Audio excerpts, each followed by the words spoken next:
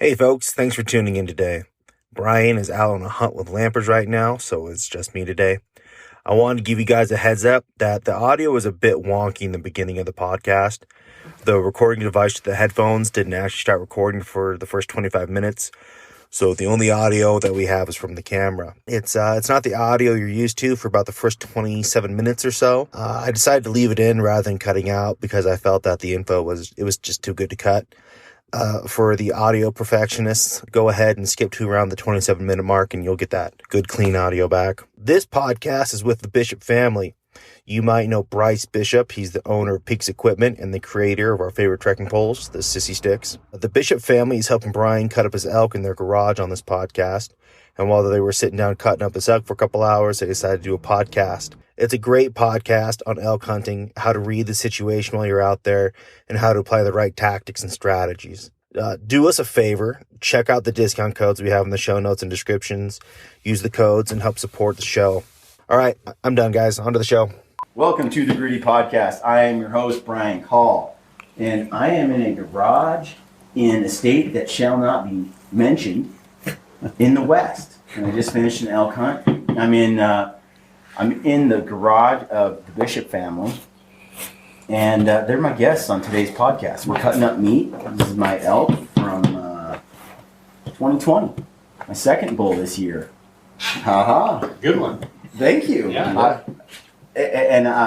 What you just heard right there was Patrick Bishop, and over here on Patrick's right we have his brother Bryce.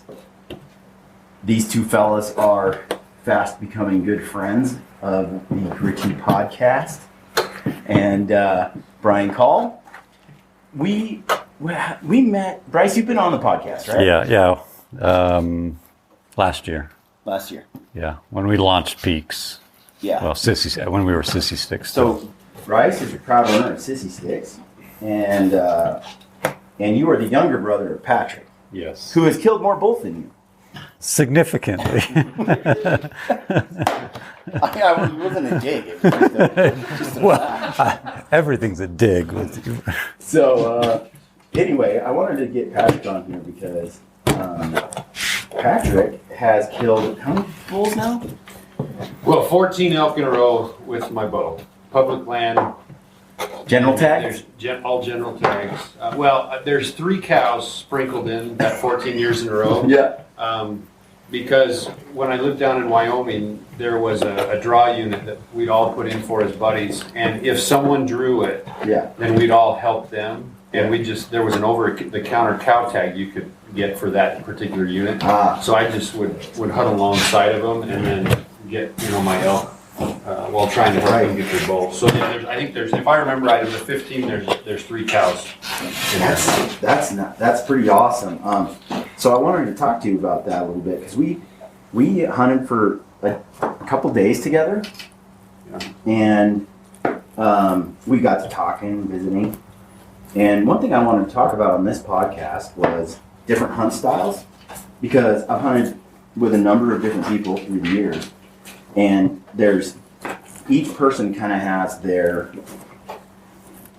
different skill sets and different ways they like to hunt, but there's more than one way to skin a cat, and there's more than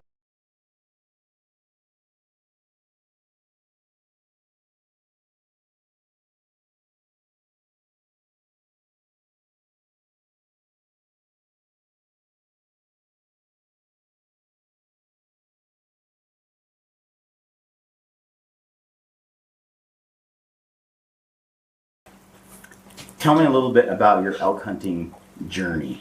Like, did you start out just calling? Did you hunt with your dad? Like, how did this whole thing start for you? Yeah, so when I was 10 years old, I was invited with my dad to elk camp. And it was in Big Piney, Marbleton area of Wyoming. And it was basically this big week where these 2 sides of different families would all come together. And there were probably 20 guys. And some years they'd come home with an elk and some years they wouldn't. But that particular year, they had the best year they'd ever had. And we got into a herd of elk and they just started laying elk down everywhere. This was with a rifle. Mm-hmm. It was my very first experience. And, seeing that many elk down and them butchering them and bulls. Thinking back on it, I thought they were ginormous bulls. You know, they were these little 5 points. Right. You know, now looking back on it, but it was awesome. As How a old 10-year-old. were you? 10 years old. Okay. And the very next year, then my dad was talking with one of his buddies, and they were just getting into archery. And so that next season, we went up into the Snowy Range, Medicine Bow area in Wyoming. And I was 11 years old. We backpacked in like 3 miles, if I remember right. And we were sitting in this clearing, and my dad had a piece of white PVC pipe, I don't know, 2-3 feet long, probably 3-inch diameter PVC, just a sprinkler pipe, right? And he lets out this bugle across the meadow, and literally 15 yards behind us in the timber, this bull just does about 5 grunts and comes charging in. We're not ready at all. We're just sitting there with our packs off, just kind of enjoying the day. And so that was my first experience archery hunting during the rut, and I was hooked, just completely hooked. And then the next year I turned 12, and I could hunt. And so since then I've been doing any kind of hunting that I can imagine, actually. So your dad was using the PVC pipe. Yeah. To call back in the day. With a diaphragm. I think it was a Carl, if I remember right. Right. I can remember those days. Or people would use the corrugated plumbing pipe. Yeah.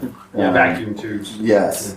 And get real fancy and make some noise. So as you evolved then and you started hunting, you got a bow, right? Yeah, that was another part of the story. I had a bow, I think, when I was 8 for Christmas. I got one of those little red recurve red chief, right? Bows and a target. It had a squirrel on the target painted on it. And did it have a cam on it, or was it a straight up? No, it was just a straight up recurve, like fiberglass. Mm-hmm. Yep. And that was about 8 or 9. 50 feet per second. If that. Arrows come out just flopping all over. But I can still remember being so excited and shooting out in the winter time in Wyoming. And at that point I had gloves, not even a finger tab. I just remember the gloves to pull back. Yeah. And I would shoot outside in the freezing cold till my fingers were just hurting and frozen. But I loved it so much that I just loved to go out and do it. And I didn't care how much pain my fingers were in. And so that was my first experience with bow. Yeah, with bow and archery stuff. So once that started, how did you progress? Because one of the things that happened this week was you're a run and gun call, get in the mix, shake it up, and make things happen. And what I wanted to find, what's your tactic? Like you hear a bugle in the woods, and why this tactic? Like how did you evolve into this? Well, you were with me on this particular area, and so I do hunt elk a little bit different in different areas. Yeah. And as you know, this was a pretty high density elk area. There's lots of elk there. Right. And so in that kind of an area, I just like to have fun. The way that I have the most satisfaction, I guess, is getting them to come in to a bugle or cow call. I remember I interviewed Corey Jacobson a while back, and I was like, Corey, because he did this spot and stalk hunt with Wrangler, and it's on video. You can go watch it.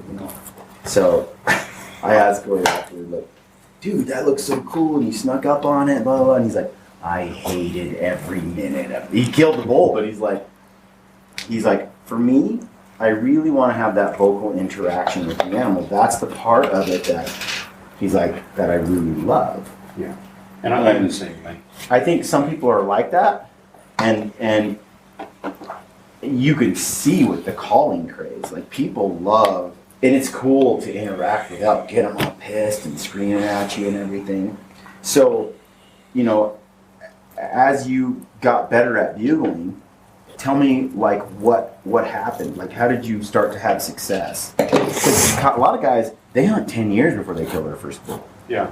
Well, I think this is the point where you and I would agree exactly on our style, and then we'd separate from this one point. Wind matters. Yeah. And so when I started to become real successful was when I really realized you cannot win this without winning the wind war. Yeah. Wind and- is like the number one. Yeah. Not getting smelled before the game begins. So whether you're stalking in super, sneaky, stealthy, whether you're ambushing or whether you're calling. I mean, I've had bulls come in on almost a dead run, and knowing the wind's bad, and had them, lock up and hit the brakes. Yeah. Even when they're on a dead run, their noses are just that good. Well, and I told you how. What I love about the rut with elk is they lose their mind, right? And so even though a bull smells you and he knows you're there, he's like, but maybe there's also a cow right behind you and she's ready, right? And so they question and they take risks despite the wind, right? They're like, oh man, and they make foolish choices, and look, I'm not a great hunter, so I need them to be dumb. I need them to be like, have those. That's the equalizer, is them being careless. As soon as they're on their game, they're a lot harder to kill. But people talk about rifle hunts being easy. It's like, well, a rifle shot is easier than a bow shot, but a rifle hunt, you got to find them, and they're different. They behave differently when the rut's over. But what I like is being able to take advantage of that. And I think that, like in this area where we were hunting, the wind, it goes everywhere, right? Yeah, it changes direction every 5 minutes, and it doesn't seem to matter evening, afternoon, dark. And I've been in areas like that where the wind is just so erratic. You're almost just screaming and running around, kind of looking for that 20-minute breeze that holds while you get that bull to finally come in. Right. And so what you saw a little bit, and I know it was later in the season, so I didn't run a gun quite as much, but that's why I'm doing that in that area. There's high density of elk, and the wind is going to change all the time, and I want to make sure that I'm covering as much ground as I can to get that one bull that's going to play ball, and then to try and get the wind right for it. And that area, that tactic has proved really, really successful with it. We were thinking through the 4 years now we've been hunting at 4 or 5, and we've got, let's see, 1, 2, 3. I'm thinking through the different parts of the area. 1, 2, 3, 4, 5, 6. We've got 8 bulls down in that area just by doing that tactic of just moving through the country pretty quick, bugling a lot, trying to find the one that's interested. When you find that they bump because they smell you, what's your reaction? You get discouraged? What's your advice? On to the next. In that area. Yeah. In other areas, though, and I've hunted really steep stuff. I've hunted more rolling stuff, and it just kind of depends on the area. It seems like elk, they know how far they need to bump to be safe. So if I have a knowledge of the area, usually I stop and I give them an out. Okay. Yeah, I would say that's one of probably the biggest keys to the overall success that he's had, is that knowledge of that area that he's in. Yeah. You heard him say, we've hunted this area 5, 6 years. We've taken 8 bulls out of it. It's not a random, let's just go hunt this spot today. Yeah. It's really putting in that time to understand. Mastering the terrain. Yeah, the terrain, where they're moving, how they're going from one drainage to the next. I noticed that a few times when something bumped, you're like, well, they went over here. Yeah. Like you guys already knew where they were. Right. Like you knew where they went to bed, where they ran for shelter, you kind of knew. Yeah. And it was like, hey, the elk just bumped out of this canyon. You're like, well, they'll be in this one tomorrow now that they've left this one. Right. Or sometimes when I know, okay, we don't have another day or two, I'll give them that hour, and I'll reassess the wind, and I'll come in from a different angle, Sometimes I'll change up calls. I haven't done that as much lately, but I used to always carry 3 different types of calls. I do like an out-of-mouth full call, 2 different diaphragms, and I would come in at a different angle, sounding like a different elk. Gotcha. Because I think I can almost prove stake this, but I actually really believe that they know each other's voices.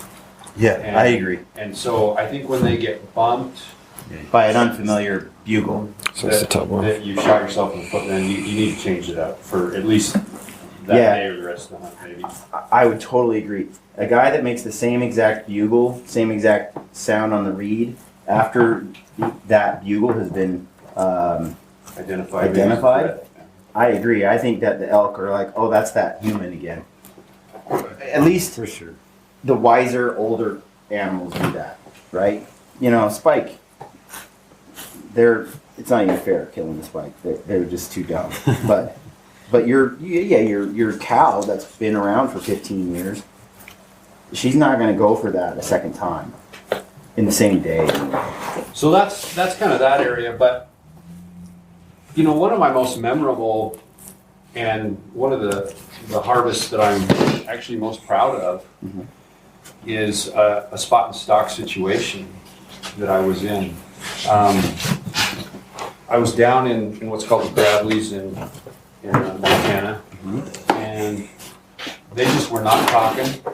It was slow, it was pretty hot, and we had just kind of come off this mountain, and we went down the canyon and back up the other side, and we sat down for lunch, and we were using our glass and looking, and almost right where we had come out of, we could see a small herd on the top of this knob, and there was probably 2 decent bulls that I was interested in trying to get in on and harvest. I turned to my son and my buddy that I was with, and I said, I want to make this stock. They're not responding to calls, it's hot, they're bedded, we know they're not coming in. I want to do this. And they both looked at me kind of like, we just came off that mountain. We're not going to go all the way back with you. Down and back up and let you try and make this stock. And I said, okay, it's pretty slow right now. I said, would you guys be willing just to watch me? And it was kind of sporadic timber, and so they could glass and kind of watch the whole thing unfold. And the guy that was with me, not my son, but the guy that was with me, that said, he's like, if you pull this off with a bow, this will be the greatest stock in the world. Right. And I said, I'll see you in 2 hours with the elk. And I said, I'll give you 3 loud bugles right in a row if I get him down. And I mean, I just did everything. I think that was like number 11, if I remember right, in a row. And I did everything that I'd known, and I told every bit of knowledge that I had from all those years of elk hunting into that one stock. And it's exactly some of the things that you do. I went actually twice as fast as what you would have. Now hunting with you, I'd heard of slow moving in. No, it's painfully slow. There's a whole new definition to that now with you. But I moved in really as slow as I could, watched every single footstep, made sure that everything was on a piece of ground that was quiet. Yeah. I did have some pretty good wind that day, to where not only it helped with noise, but a constant direction of the wind. I actually snuck through a spike on one side and a cow on the other, probably each of them within 20 yards, and I just snuck right through them. Because the wind was just right, and I was moving slow enough, and I could watch them, and when their head would turn, I'd take a few steps, Yeah. a few steps is wrong. I'd take a step, make sure they were still away, and then another step. But and I got up to this point, and there was this knob, and I knew I was within bow range probably. I couldn't see the elk, but I knew, okay, where that bull was bedded, I'm sure that he's there. And I just peered just barely over the top, and I could see his antlers. And it was a decent 6-point, had good fronts. And I just thought, okay, I'm going to do this. And so I just barely got a range on it. It was 63 yards. For some that's a little far, but I've been shooting since I've been 10, like I mentioned, 8 actually. I was very confident in making the shot, and I drew back behind the knob, totally out of sight, and then I just rose up and started squeezing off. And and that was that.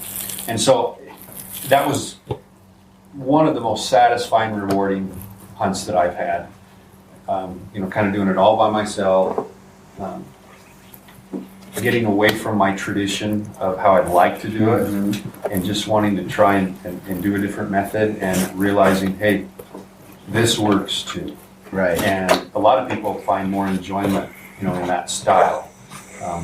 I don't. I still really, if that was my option, obviously that's what I'm You'll gonna do. adapt Yeah. to get it done. Yeah, and that's probably the other key. So will is- I, but I'd rather sneak in and never bugle or let them know I'm there. But I will go to the other technique. That's pretty much how this bull died a little bit because I have to, But I think people have different skills, different personalities even that lend them to one style more than the other. But I like having all the tools in the toolbox if I need to use them. Yeah, definitely. And I'm not afraid to adapt and go, you know what, I'm going to abandon this stealthy thing, and I'm just going to run in there and just go nuts. Which is what we did this time. Yeah. But you could, because that area in the situation allowed it Right. at that point. Yeah. So I was going to ask you about making a shot under pressure. And I've hunted with a lot of people who are really good at getting the shot. Like some of the best I've seen, but they're still struggling with actually making the shot. Like, in fact, they might get 3 or 4 shot opportunities in a hunt, where one guy I know can barely get 1 opportunity. But the guy that gets the 1 never misses, and the guy that gets the 5 misses each time. What is it that makes it so, how does a guy get to the point where, he can hit the target at home, but he can't hit the target in the woods? And I wanted to segue into that with the kids, because your boys, and as well as Bryce's, Brandon's sitting to my right. Brandon is, how old are you, Brandon? 21. Brandon's 21. Bryce, are you Bryce's oldest? No, I'm the second oldest. I knew that. Whatever. Yeah. So, Brandon killed a bull this year, archery, and it was a 50-yard shot. Yeah. That's a poke, And my question is how you make that shot under that kind of pressure, especially and consistently, because I think a lot of guys are struggling with that. And you have young boys, like your boys have shot. I saw some pictures of the bulls they've taken. Yeah, they've shot some really Do you want nice this all to be bulls, stew? multiple bulls. Ben shot 4 in 4 years. Steaks. Yeah. Before Yeah. he was 16? Yeah, 12, 13, 14, 15 years of age. He shot a bull every single year. One with his rifle, because he didn't turn 12 until after archery season.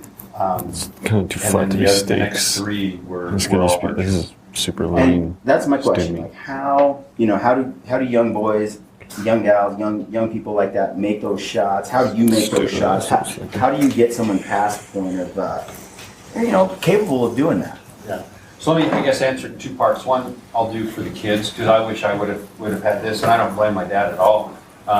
He was new to it. We were experimenting at the very beginning, but all of the knowledge that I had when I that had could my be a children steak? start, I could use. And one of it Not is coaching through the moment. And I'll talk about that here in just a minute. The other is, I do think you talked about the off season. It's one thing to shoot at a target, but I don't think we can discount that. They've got to just put in the repetitions first, and it's got to become natural. All of the anchoring process, the drop process, everything's got to become just second nature at the beginning of it. Yeah. I really believe in 3Ds actually too, because it's one thing where a face target's got a point that they're aiming at. Yeah. Angles. Yeah, I'm really big into 3Ds with my kids. They'll tell you, Josh will tell you, right? That, I mean, every 3D that we can get to all summer, we go. And that does 2 things, like you said. Angles is one, although if you want to score well in the tournament, Yeah, you're hitting the 12 right? Yeah, which is sort of lame. yeah, it's cording away hard. You You're think at so? 12 ring, you're like, no. When I go to the Small Total sticks. Archery Challenge, I'm always like, I'm like, hey, this isn't a real competition. I'm not shooting a 12 ring. I'm shooting what would kill the animal. That's what I'm here for, is to practice lethal shots. And I think it's really eye-opening when you start shooting 3D targets from angles, above, below, quartering away, quartering to. You start to realize people have a really bad habit of putting the aiming point behind the shoulder, regardless of the angle. And you're like, no, that's not going to hit anything important. Right. And so I think that's smart. Yeah. So we do that as a family, and that's really important. And they learn, you know, okay, I got to pick a spot on this animal, and then they learn the angles. And we still make some mistakes. I mean, this year, you know, we had It's archery. yeah. Then the other is, and I found this really, really effective, but it usually only works with my style because the elk are coming to you. It's really hard, as you know, to stalk in with somebody right by your side or with a camera over your shoulder or somebody. Yep. It just It's compounds. a one-man job. Yeah. And it's really hard when you bring two. It's nearly impossible when you bring four. Yeah. So that's also the reason that I like that style a little bit more. You know, there's 4 of us. So stalking in with a kid, Yeah. and trying to kind of coach them through that, that's a disaster. So part of the reason that I like the style that I have of hunting is, you know, I've got 4 or 5 kids, my own children that go with me. And I just feel like we need to get repetition. We need to get lots of experience, and I need to get the elk coming to them. And so we need to be pretty still. And usually the way I'll set my own kids up is, I'll have a collar behind. That's typically me, but sometimes it's not. And we'll talk a little bit about how I set up the calling situation maybe a little bit later, because that's, I think, huge for success. But I have somebody right behind the shooter over their shoulder with a rangefinder and coaching them when to draw and then the yardages. I've got a video clip, and I can send it to you, and you might even be able to just kind of splice it into this. Yeah. But we've got it all on video, and this particular one, the guy videoing also was over the shoulder with a rangefinder. And you can hear him whispering to Ben when he's 13 years old, draw. You know, like, now's the time to draw. Just real whisper. And so he draws. And Ben's our strongest kid, and he had to hold for a while as a 13-year-old on this one. But you can hear the guy whisper, you know, 40. 35, 25. That's huge. Just shoot, you know, just shoot him now. Yeah. And it was huge. And ever since that moment where Ben got one under his belt with that coaching, he's had ice in his veins. I mean, he is so much calm. confidence that comes from that moment. He knows exactly what needs to happen. And then, Brandon, you can back me up on this. What happened this year with yours? Yeah, so mine was the exact same thing. I had Ben over my shoulder, and he was kind of, because it was my first bowl, and it was, you know, I didn't know exactly what to do and when, and he was just over my shoulder ranging for me, and it was kind of difficult because he told me to draw when he was coming behind this tree to my left, and I kind of had to switch around the tree, but then he kind of got spooked and went back down, so I had to get back. And by the time he came in the opening is when I drew, and he had been ranging for me the whole time. So it definitely, I've definitely thought it helped having him over my shoulder. I don't know if we could have got it done if he wasn't there. So yeah, you brought up a good point. It's not just good for young kids starting out. I mean, I'll use that tactic actually with mature hunters, because you know how it is. Okay, if you're all alone and you got to get a range on it and then get the rangefinder back down and then draw, you know, that's a lot of movement. It is. And so if you can have somebody that's right just over your shoulder, just whispering in your ear what the ranges are, and you're not worried about it, your movements cut way more than half. Yeah. And that breeds success too, because those elk pick up movement. I think that missing can really wreck someone's confidence, and then it like sort of is a virus that gets worse, and then more missing happens, and then more missing and more panic. Yeah.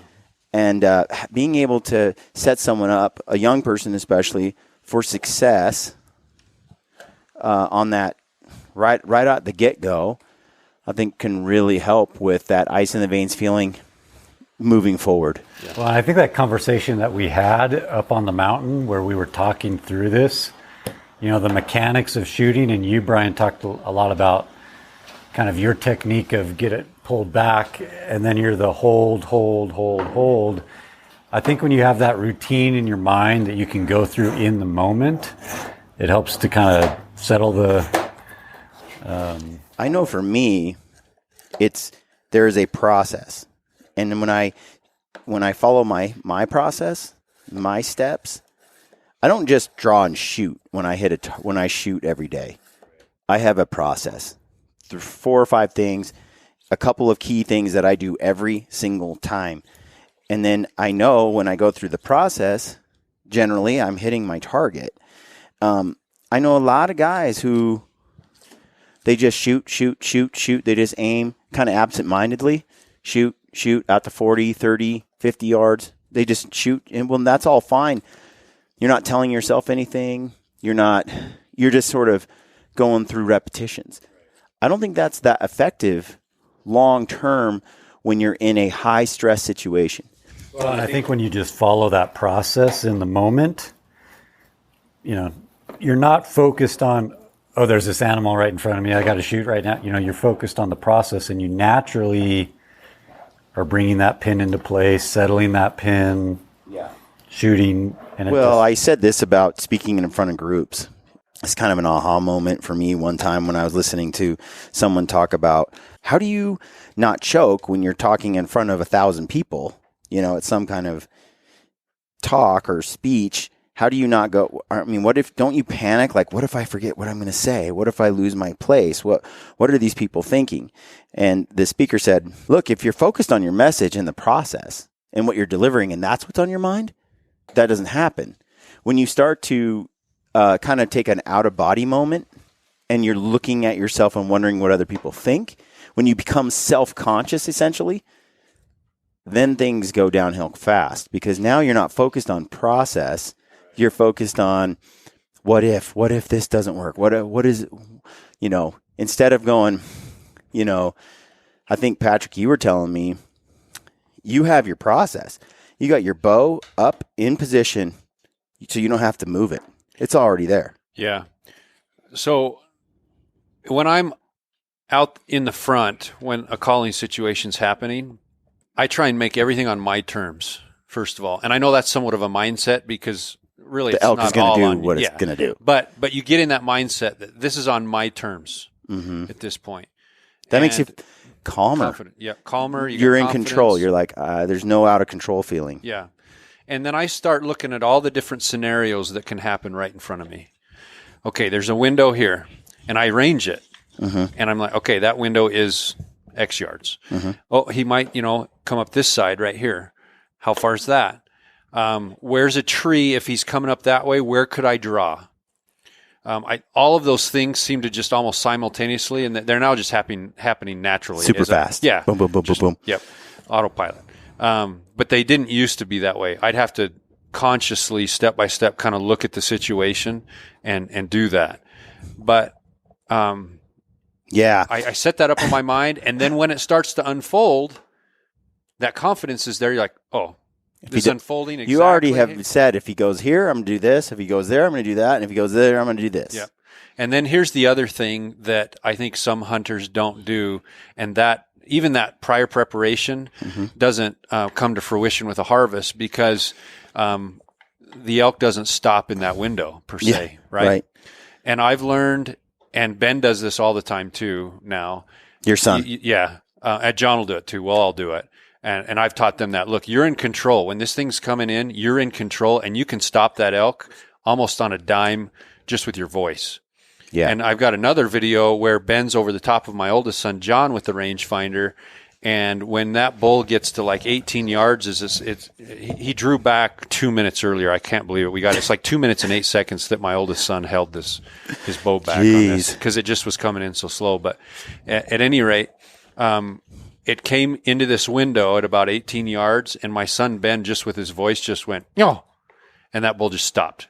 Right there. And it doesn't even have to be necessarily a fake cow call. I mean, just kind of some kind of a noise, as long as it's not so. It's not, hey, loud. What are you doing? Yeah. Just some kind of noise where that bull just stops. You got his attention for just a second, and you're already at full draw. Your pin's already pretty much settled in. Yep. And you let her fly. And that happened, or that is just so effective to set it all up that way and know, look, I'm in control and I'm going to stop this bull right when I need him to stop. I know this, like body language of the bull kind of dictates what I'll do. You know what I mean? Like when you just said using your voice, if a bull is rutting so hard, he's not going to hear anything. I might go, oi. It might take that to get him to stop. Something really weird. Yeah, do you want to talk about that? I'll talk about it later. But it's like, that ain't going to work. But if he's coming in real cautious and he's like looking everywhere, that body language tells me, okay, if I do stop him, I better sound more like an elk and give him a sound that makes him more comfortable than a sound that makes him go, wait a minute, and then go high alert. Yeah. And so I follow their body language, and what you can get away with in terms of movement and stuff has a lot to do with the body language and will determine how I, in that moment, act or try to get him to behave. Yeah. And so you've just helped me there, add a little arrow to my quiver, so to speak, because I haven't done that quite as much. You know, some of the elk we hunt, or some of the areas we hunt in, you're hearing the voice of the elk, the bugle, and you can't really get a read on their body language because you don't see them until maybe until the opportunity presents itself. That's good though when you're in some more open company or a more open country and you can see them to start read that body language a little bit. I remember going on a hunt in Montana, got invited along, and it was a public land, private land scenario. And we had permission on this little tiny patch of private property where the elk would come and act like, I mean, there was hundreds of them. It was ridiculous. It was the most insane. We called the video Elk Ops. We recorded it, private land thing. I've never seen elk behave this way. It was like Yellowstone on steroids and just clashing bulls. And I remember thinking, oh, I'm going to smoke a bull on this trip. Like, there's no way I can not kill. Well, when bulls are rutting that hard, they don't stop moving. Yeah. And I realized, like, trying to kill a bull, there were lots of times where I tried to kill a bull that wouldn't hold still. And what I would do is I would do my standard cow calls. Well, they were hearing cow calls everywhere. It wasn't until I got, like, super crazy that I could. So I started making, like, crazier and crazier sounds to get a bull to stop. And what I noticed was they didn't even look at me. I'd be in this spot and I'd be like, and then they would stop and bugle. They didn't even care. It didn't sound like anything really, but it did get their attention because it is odd, but they didn't even look in my direction. And I realized all the cows did, but the bull didn't. And so last year I was in a thickly timbered unit and I had this bull in front of me and he was 30, 40 yards away, somewhere in that range. He was running circles, glunking, chasing these cows. And I got up, and I had to go through this window. It would have taken me 5 minutes maybe to get to the edge of the clearing of this thick brush I was trying to go through. But in that 5 minutes, I would have a shot into the opening he was in. But otherwise, there was a wall of brush with a corridor that I could shoot through. Well, I got impatient. That bull was trotting by, and he was going to trot right in front of that shot opening. I knew it. So I came to full draw, and he comes coming into the opening, and I went, yeah, with this harsh cow call. He just ran on by. Didn't stop in my opening. But 7 cows looked at the opening, and they busted. Because eventually I had to let down my bow, and they were like, you're not an elk. Where'd you come from? And I realized I gave myself away, and I didn't have to. I didn't have to gamble like that. I was guaranteed. The wind was hard in my face. 3, 4, or 5 minutes, I would have been at the edge of that clearing, and I could have taken my shot at my convenience when I wanted to. Yeah, on your terms. On my terms. And so I am more reluctant to blow a cow call, you notice, like to stop an elk, than I used to be, because I found a lot of times it costs me the animal more than it gets me the animal. But I also don't, I'm usually spot and stalk more than I am like in a calling situation where I'm set up. I used to do more setups, but I don't do them as much.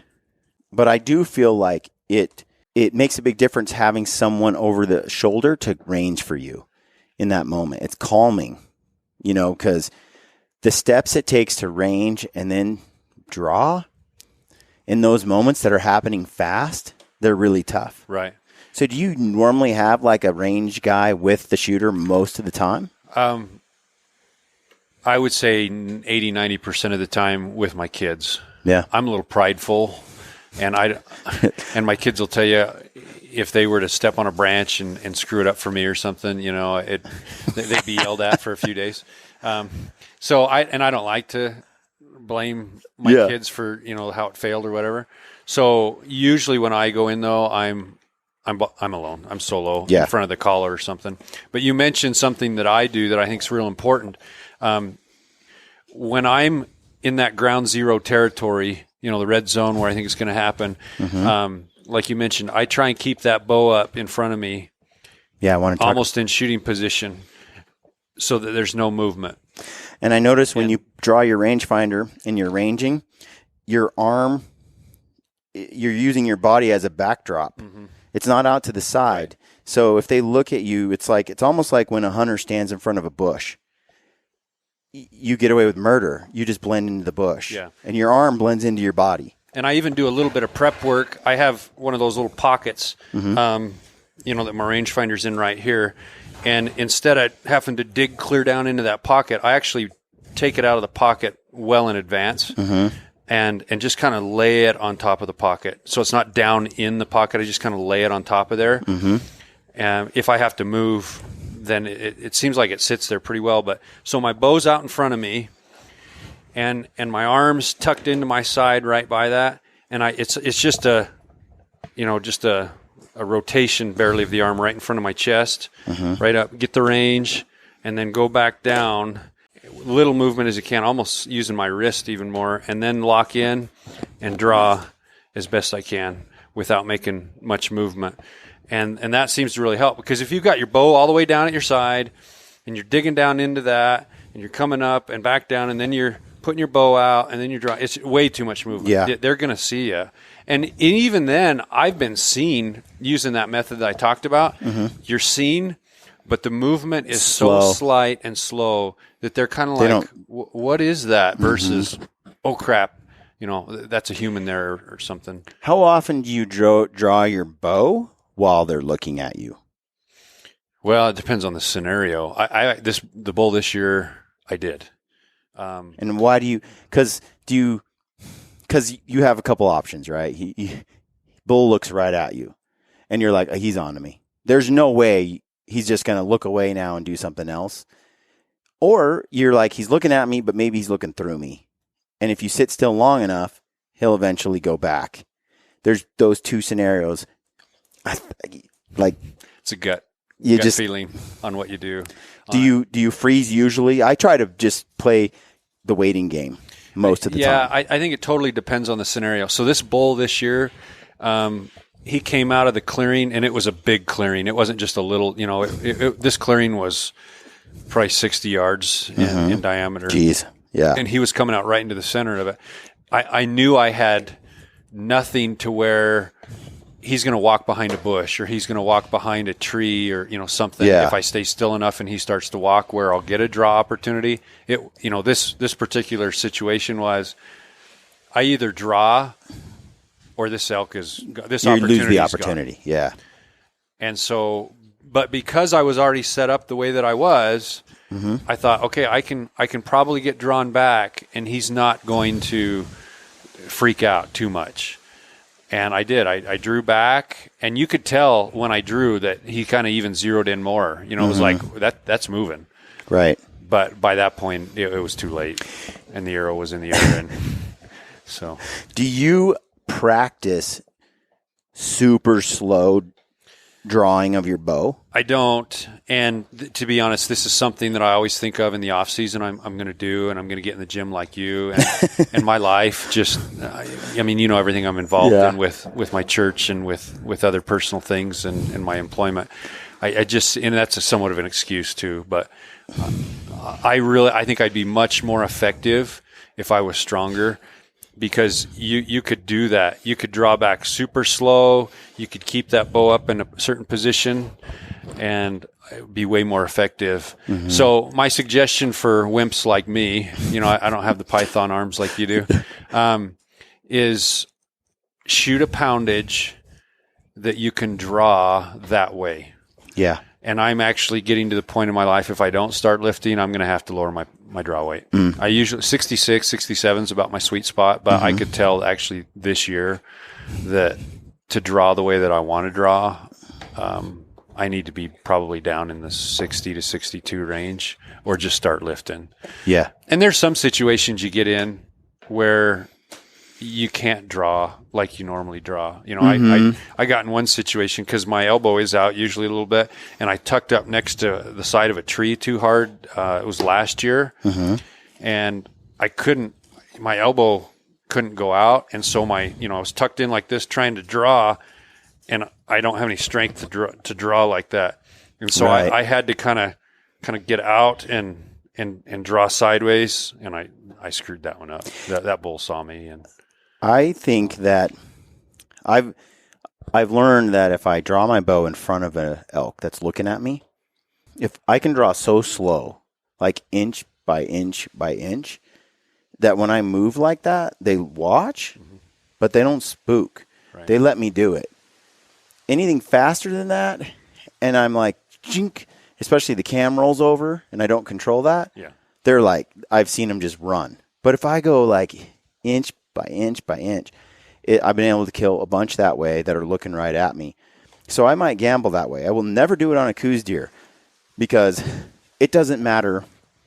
I learned with coos deer, any movement at all, they're not going to let you get away with it. Not even like a flicker. Like, right. So it's like, don't even bother. Like mule deer and elk, you can get away with drawing right in their face. And they're just like, it's moving slow. It's almost their curiosity won't let them walk away. Coos deer, like, it's up for them. They're like, I'm the size of a pygmy goat, and I can't afford to take the risk of letting my curiosity get better of me. And they just go. And, but with elk, I think it's a big deal to be able to draw slowly right in front of their face, but it does take a little bit of, strength. Yeah. But then, so one thing I'm not very good at, I have a good dynamic strength, so I can draw heavy poundage. Where I'm weak is static weight, static holds. So holding a bow at full draw and then shooting, I practice it, but it's not my strength. I start to break down, I start to get pretty shaky. So I like to draw and shoot within 8-9 seconds if I can. I will hold, and I practice holding a lot, but it's definitely not a strength. Yeah, and it can get to you because Ben this year drew back, and he's the one who has drawn for a long periods of time on elk. But Bryce was up front, and I was calling. Actually, I think were all three of you with him, kind of, or within. You could see Ben and what he was doing, and he held back for so long on this bull that he started, shaking. Yeah, and he couldn't make the shot because it was so long. Yeah, so cautious coming in. Yeah, we thought he was coming in faster. Yeah, I hear born and raised, they say draw early and draw often.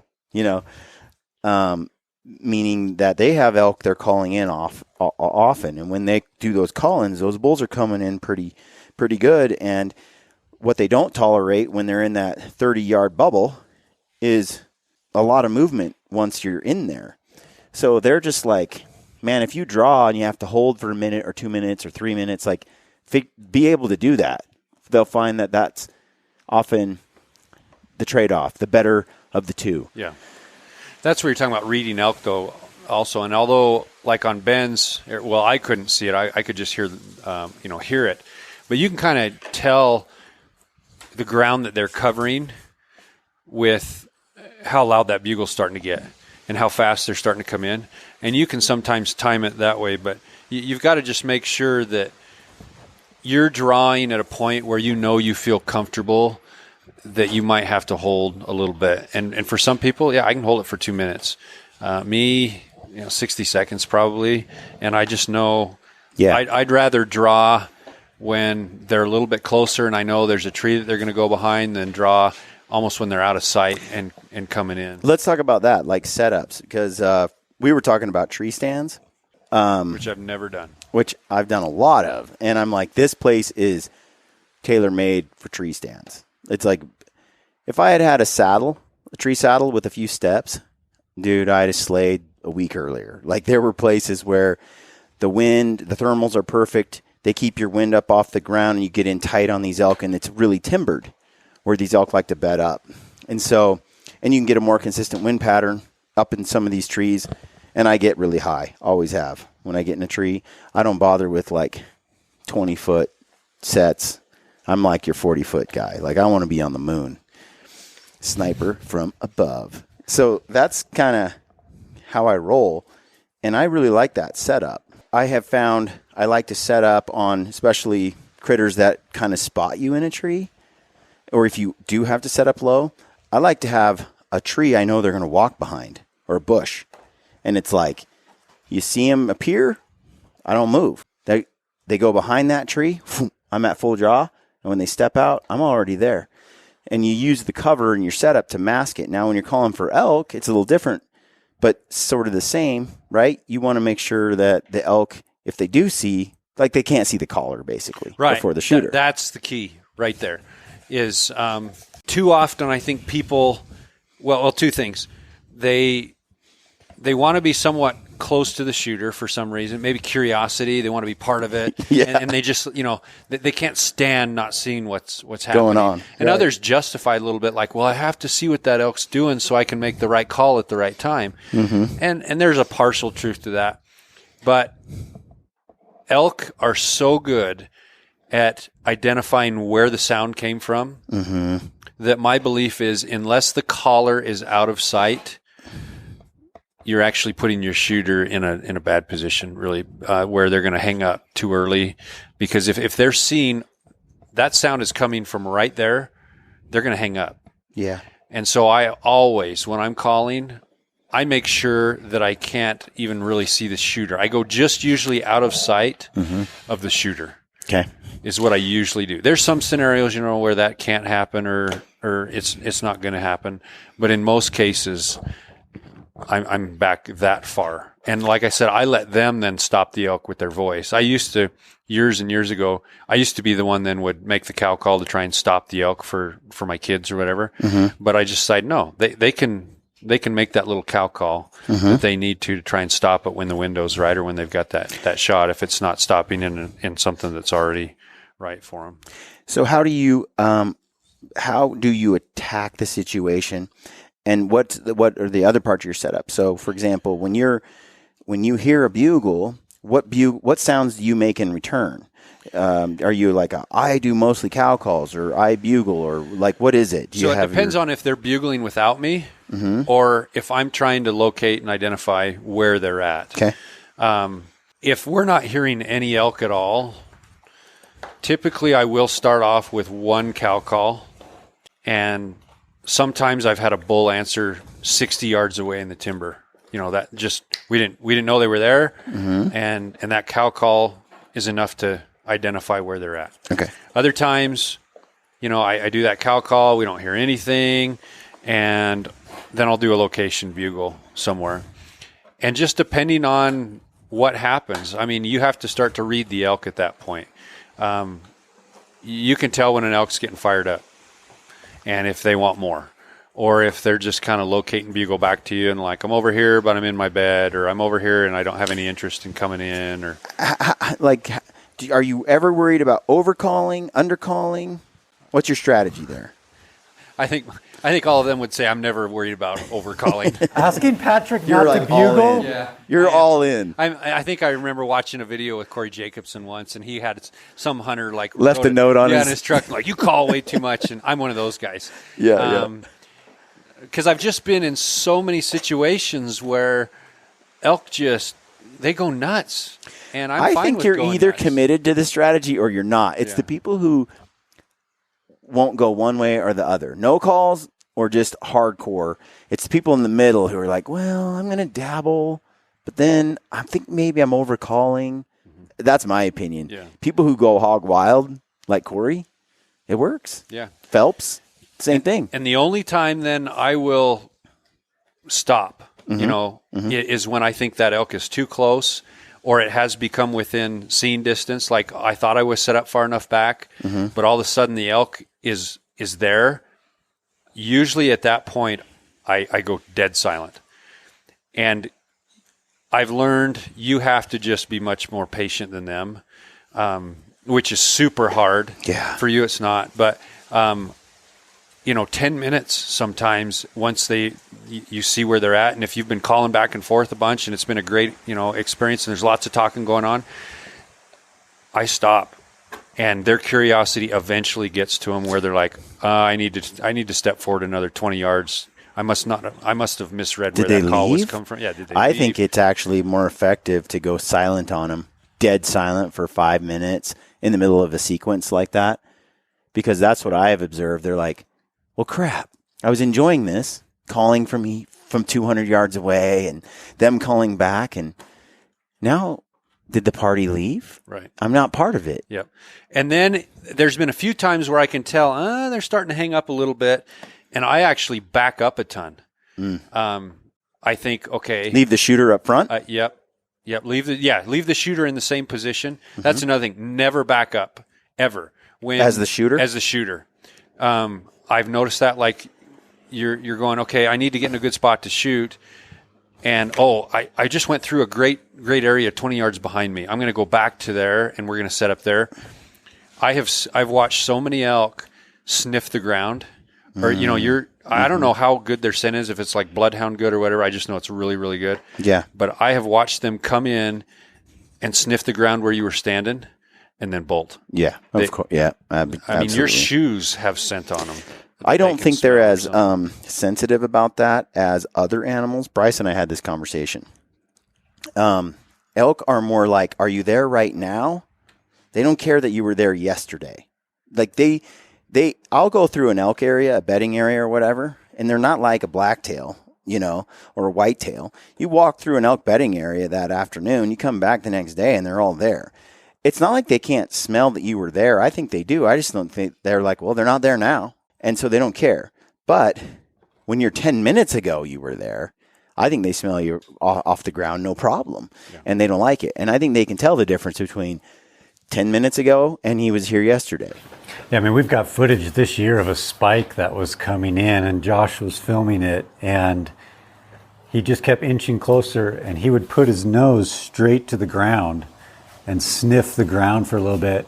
Then he'd pick his nose up and smell the air. Then he'd come another 5 yards, and he just kept repeating that till he got 5 yards from us, and then it was over. But he just was trying to assess immediate danger, right, and whether it existed or not. I was telling you guys, because I was out there solo for like 4 days, and I had picked a spot where the scent was good, and I had multiple groups of cows walk within 3 feet to like 15 feet of my location.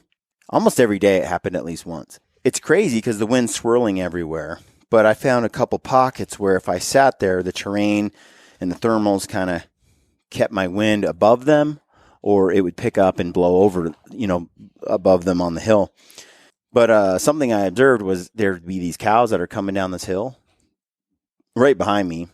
Wind is going within 2 feet of them, 3 feet of them, but they're just not in the wind.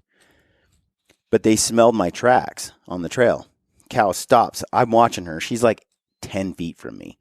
She's walking down the hill, and she goes, "Coo!" And she starts smelling the trail, and then she's smelling the trail, and she's smelling my tracks as I walk in on that trail. She's not smelling the scent in the air, and she's got her nose on the ground, and she's following the trail now where I walked. I don't see elk do that like I do other whitetails and blacktails, or even mule deer. She didn't like it, but she wasn't smelling me in the immediate, like she wasn't catching my wind 10 feet from her. She was just smelling me on the ground. And they react differently. They're like, okay, I don't like this. I'm going to back up. There was a human here not too long ago.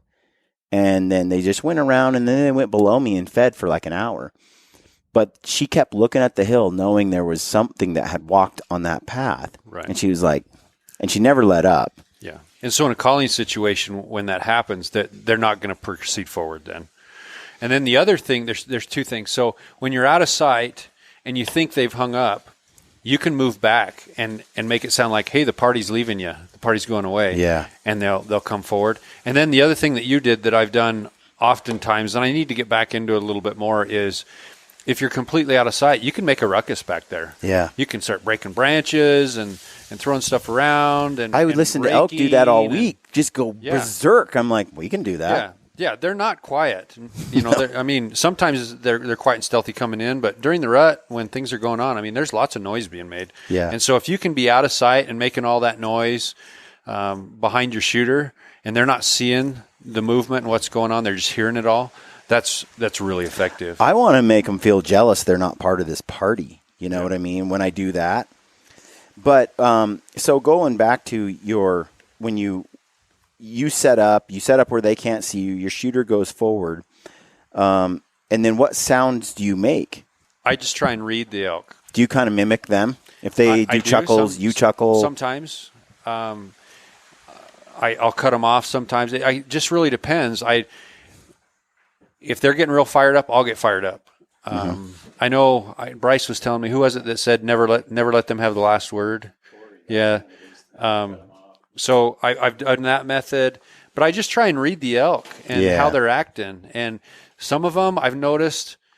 You're just testing sounds, and then you play off of what they like. I go with it. I had one bull where it was mainly bugles at first, and he was kind of slow, and I went ahead and let this certain type of cow call out, and just he blew up. Bit on it. And I just kept going Worked with it. it. Just right. Every time he'd bugle, I'd go right back with that kind of little aggressive cow call, and that bull just came storming in at that point. So you just you're testing sounds, testing them, and when you find something they like, you roll with it. Okay. I think Brandon's situation with his bull was a great example of that, because it was a unique situation. I had lost my bugle tube somewhere on the mountain, didn't have it, only had a cow call. So we set Brandon and Ben up, 60 yards ahead of me. I couldn't see the bull. I was making cow sounds. He was bugling back. He didn't really know what was going on. We couldn't get him really to break loose. He had half a dozen cows or so. And so I just picked up a branch and started raking a tree. And his curiosity finally got the best of him. Like, what's over? I got to go see what this is.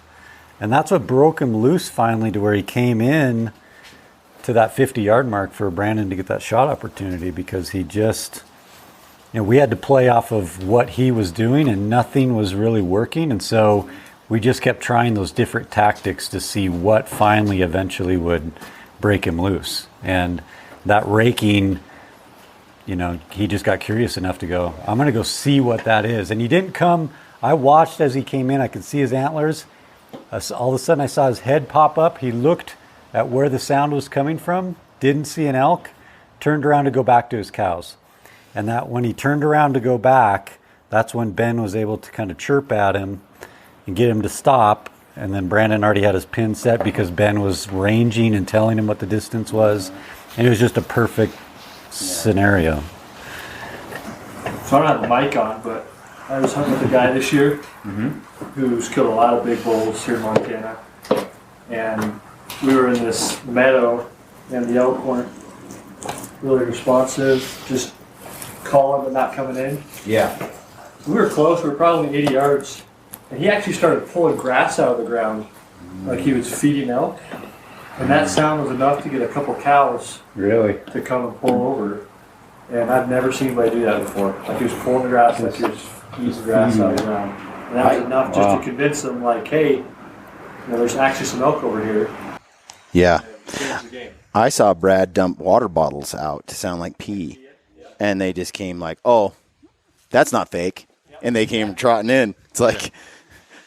But I think part of what we've all learned through this discussion now, and we've known it, that elk hear well, they smell well, but they really hear well. Yeah. They really smell well. Just the littlest. I've had bulls, and you pointed this out this week. They hear a leaf crunch, and that's enough to set them off because they think a cow's just walking away or something. Yep. I mean, they are incredible with their senses. They really are. And I think the more you respect their senses, then the more successful you're going to be. I think the one sense that's their weakest by far is their eyesight.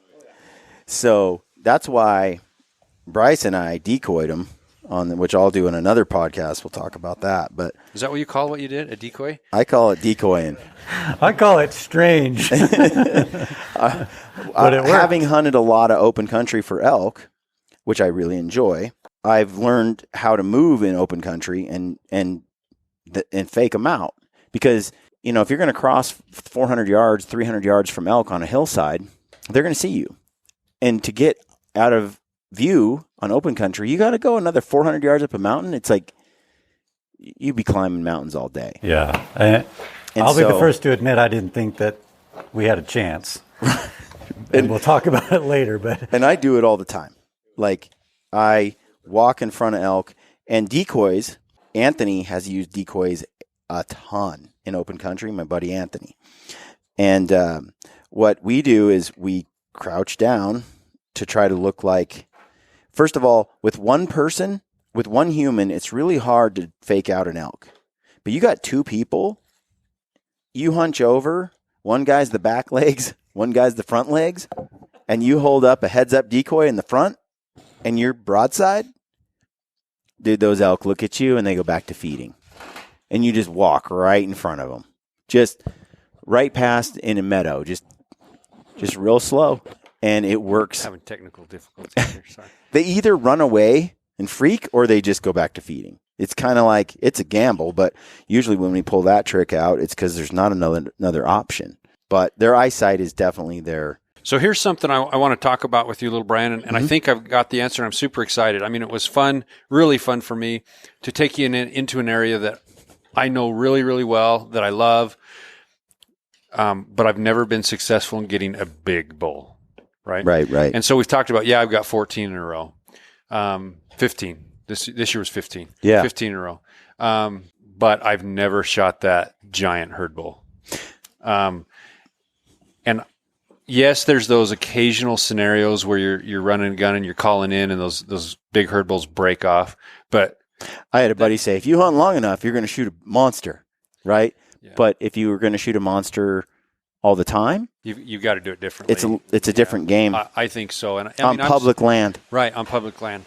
And there's some good ones back in there on public land. I mean, we've shot bulls, I don't know, probably 4 or 5, over the 300 mark, 2 or 3 over gorgeous bulls. 315. Yeah, they're great bulls, but they're not those magnificent. I saw some other ones that we didn't get. Yeah. Those are the ones I wanted. Right. And I think learning from you, next year I'm excited that when I go in with my 4 or 5 kids, or my brother, whatever, instead of the run and gun approach, I think I'm going to go, okay, for these 2 days, and we maybe can talk about that a little later, the amount of time maybe you need to put in, because we're kind of weekend warrior types. For sure.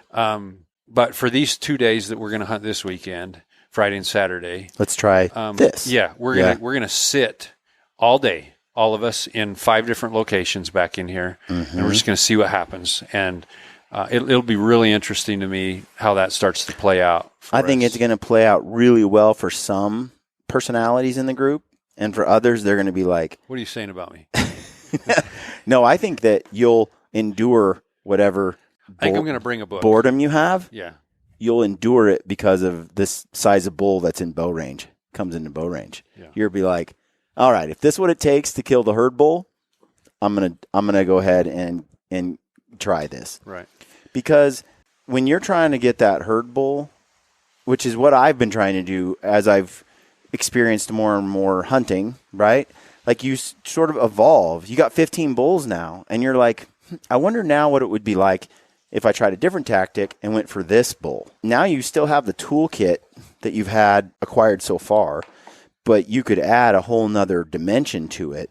And in this area you're in, you could, like, the peak of the rut, pull out that toolkit, right? Like, have a ball, call those elk, get into some mad chaos. Maybe when it's a little earlier, try the techniques I was using on the hunt and apply those to your hunt. and or a little later in the season if you haven't tagged out yet. And I think you can have a really fun experience that way. Yeah, because your technique's a little different than the stalking approach. And that's one other approach we can talk about is I often have elk that hang up way out that I know they're just not going to come in. But they'll bugle at you all day long as long as you stay 300 yards away. And I've had then my brother and my son stay behind and just keep bugling, cow calling to where that bull will answer every once in a while. And then I start stealthing in, Yeah. And I've done that to try and get some of the herd bulls. It's one of my favorite techniques. But what ultimately has happened, the so many times I've been so close to getting the herd bull is what you mentioned earlier is during that rut, those bulls are running everywhere around those cows, and you can't get them to stop. And I think with this other technique that you're starting to talk about, you're going to get that opportunity eventually where that bull is going to just be on his own terms and kind of stop. And I I picked this up from hunting with Ryan Lampers, because what Ryan does is he's like, I've watched and I've talked to him a lot. He's like, he has a target animal typically. He's like, he's seen it. He's not just there to get any elk that comes by. He's like, I want that animal there. That's a different. Now you're going to have to completely change. You can't run and gun and bugle stuff if you're after a specific animal. It's now you have to hunt him in a totally different way, totally different style. And it's just a different kind of process, different kind of goal. And what I have found is I've learned, because I used to be like, okay, if I'm going to do this, now I have to sneak all the way up to this bull and kill him. Well, I can't. What I learned from Ryan was more patience. Okay, I can't. You learned patience? Yes. That's hard for me to comprehend. You're so patient. And what I have found is when you sneak up on, so what Ryan does is like, this was on a coos deer hunt. First time I ever hunted with Ryan. And I watched him get to like 80, 90 yards on a coos deer and then stop and sit there for 3 hours. I'm like, why is he stopping? Buck's right there. Sneak another 40 yards and kill the buck. He gets up on the mountain afterward, and I'm like, dude, what happened? He's like, what do you mean? I'm like, well, what happened? Why didn't you sneak all the way into another 40 yards? He's like, oh, no, I get right to where I feel like I'm safe and I can't screw this up. And then I wait for that animal to make the mistake. That's another level of patience, because I was with Bryce on this hunt, and I'm like, Bryce, we're just going to get close, within 100 maybe, and then if we can get closer, we kind of will, but I'm going to try not to blow this up, and then I'm just going to hope one of these giant bulls closes to, another 50 yards closer. I'm not going to do that, because I know this whole situation is going to explode. And when you start hunting that way, it's like, okay, my goal is simply to get as close as I can and then wait for them to make the mistake. And I had some giant bulls on this trip that if I was better at pin gapping, better at shooting a bow on the fly, I'd have killed. But that, I know myself, it's a weakness for me, so I'm not going to take that shot. It's not my thing. I like to know the exact yardage. I want to put the exact pin on there. I want to hold. I'm good at long range. I just have to know what the range is. And other guys, especially guys that have done what you've done a lot with the calling, they're pretty good at like snap shots, because you have to be with that technique. When I sneak in and they have no idea I'm there, and they walk and they're feeding or just kind of standing still at 40 yards, it's like, you're dead. I like that scenario. And I think that if you guys on this particular area, if you want to go for one of these big herd bulls that you're seeing, you can achieve that pretty easily simply by hitting some of these areas that have good wind patterns, like I was showing you. And I keep a diary. Yeah, I noticed as you send those through. I've sent you guys notes every day on what happened, when, what time of day, what the wind was doing, what the temperatures were, because I start to see these patterns. And it's also a test to see how much bubble I can get away with in this spot I'm sitting. Like the wind, how many times do I get busted? And if I slip 20 yards lower on this slope, does my wind suck into the creek and do they pick it up? Yes, it does. They're blown. It's over. Next day or 2 days later, I can go back and go spend the whole day there. Same scenario, but not drop that low. And I know, okay, that's my safe zone. This is my bubble. And as long as you can get into little pockets like that, same thing with a tree stand setup. You set up your tree stand in the same way, but to me, there's more advantages because the thermals pick your scent up and push them up. So you get away with getting in tighter. But we hunted a couple areas. Bryce came in with me on that one day. One area has like 40, 50 foot sharp drops. It has 4 or 5 canyons that kind of flow into the same valley bottom. It has cool creek bottoms with filled with trees. So the wind, you have thermals behaving in a certain way. And what those areas do is they give you shot angles and wind patterns that allow you to get in really tight on an animal and just wait for them to come to you. And I was passing bulls every day, 5x5s, 6 points, that just weren't the herdable I was after.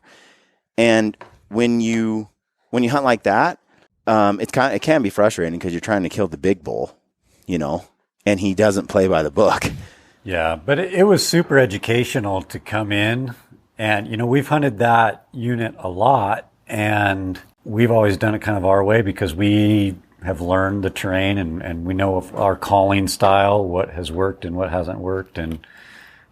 But to come in and see a different approach to the same exact area and to learn how you approached where those animals were versus where you would set up and just wait for those opportunities. Yeah. It was awesome because now we can go in there and like Pat said, we can try a different approach and see how it's going to work for that area. Right. With all of us. I think it's neat because there's, like I said, there's different ways to accomplish the hunt. And there's different what I like about, what I think you'll enjoy about leveraging some of the stuff that I picked up there is you're going to get into a little pocket and you're going to be able to sit there all day long and watch elk do crazy stuff right in front of you. And at any moment, that giant bull that you see at 120 chasing these cows might walk 30 yards from you any time during this day. And so it's not as boring as it sounds to just get in close and then wait for something to happen. In fact, your adrenaline goes up and down, up and down, up and down because you're like, oh, I think it's going to happen this time. And sure enough, the bull I was after, he ran in front of me at 60 yards, I don't know, 20 or 30 times across a 3-day window, but he just wouldn't hold still.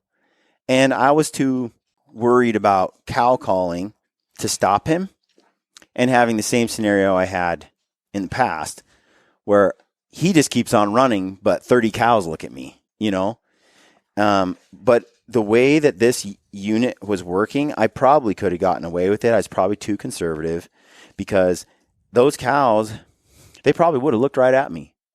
And as long as I didn't move, they're so amped and so ruddy. I don't know that they would have gotten too suspicious.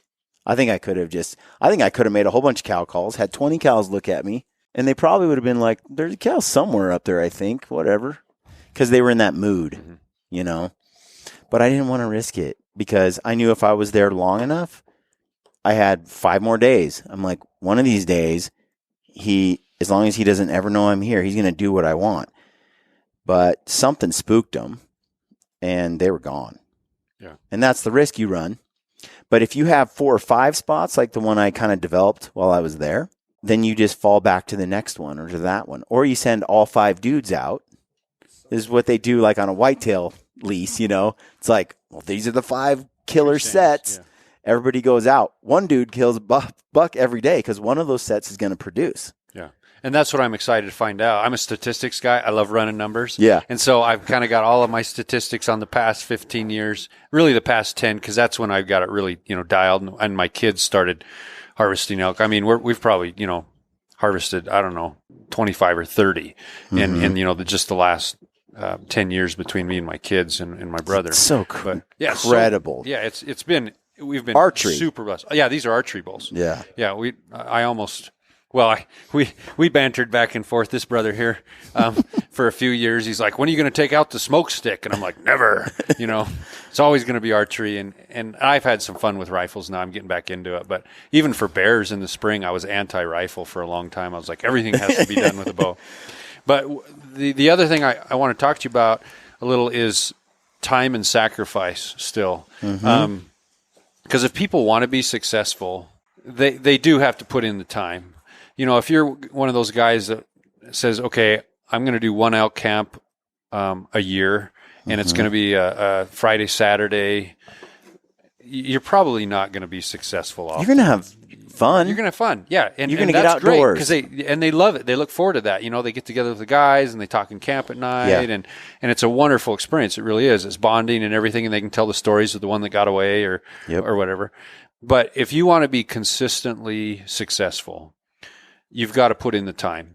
Now, I'm not talking about necessarily time like you put in. I was wondering about an Instagram account. All my kids were saying, Dad, you got to get an Instagram account. Facebook's so, old school. And so everybody puts their little, I don't even know what it's called. What's it called? What your name is on. Your handle. Your handle. Okay, is that what it's called? And so for a little bit, I joked with my kids, I'm going to put the goat hunter on there. And so I was a goat hunter, and I thought, that's pretty pompous. I finally settled on Saturday warrior, Sunday saint. And because I am a very religious person, Sundays are really special to me, the Sabbath day, and I try and honor that the very, very best I can. Yep. But so I get usually a Friday afternoon and a Saturday. But I do it every... Which is like almost everyone who listens to my podcast. Right. And most people, right? I would too if I wasn't doing a hunting show. Yeah. Right? But I do it every weekend of September. So it's every Friday, every Saturday of September. And that gives you basically then 8 hunting days through the month. And you can get it done. So the time's number one. And then sacrifice is number 2. You've got to get yourself into a place where you're away from a lot of people. You got to be willing to go the extra mile, as they say, maybe the extra 10, and get into areas where just people aren't, and you're gonna start being more successful. I know that there's elk right off highways. I know that there's elk right off of highly traveled dirt roads. But I've got friends. I mean, you can hunt right behind my house here, but it's high traffic area with people, and there's elk there, and you can go up in the middle of the night and listen, and there's elk bugling.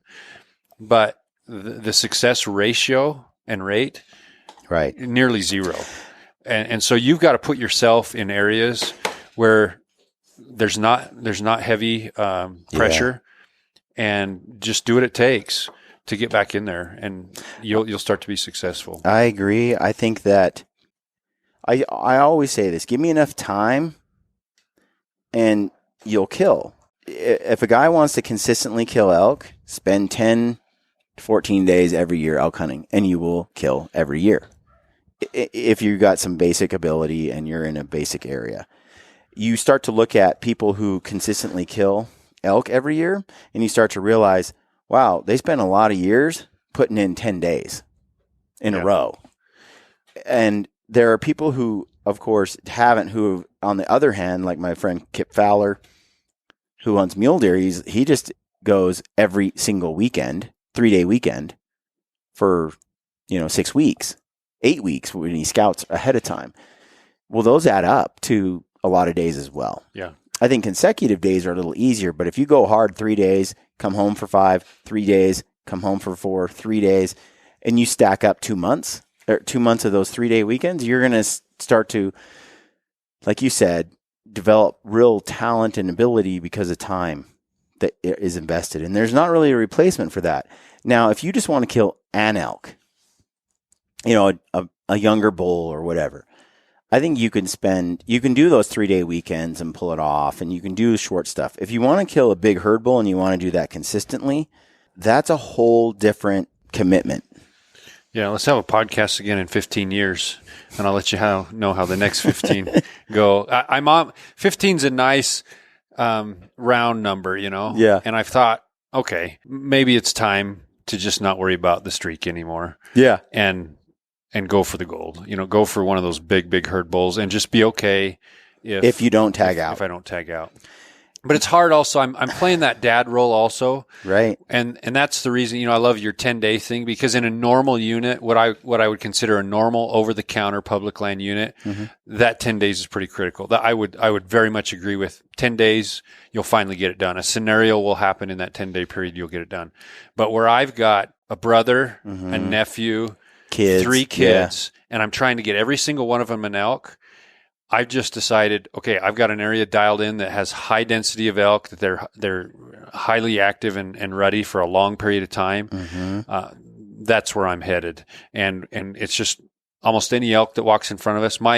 My mantra the last 10 years has been any 6-point. Any 6-point walks in front of me, I'm going to shoot it. And that's kind of what I expect out of them too, so that we can get tags out every year. Bryce will, if week 1 goes by, and I know a lot of people are like, first day or first week of archery season's a bust usually. It's too hot, it's too whatever.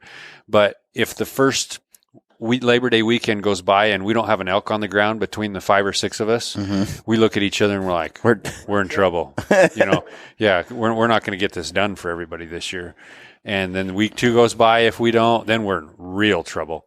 But I think only 1 year we've been in the situation where 2 weeks has gone by and we haven't gotten one. It was last year, and the weather played a massive role, in what happened last year. But I think that like Born and Raised, when they go out, they take turns. They're a team. Yeah. And they approach it as a team. It's one guy's turn to shoot that day. If he passes on a bull, back to the line. He's back in the line again. There's not I'm going to be selective.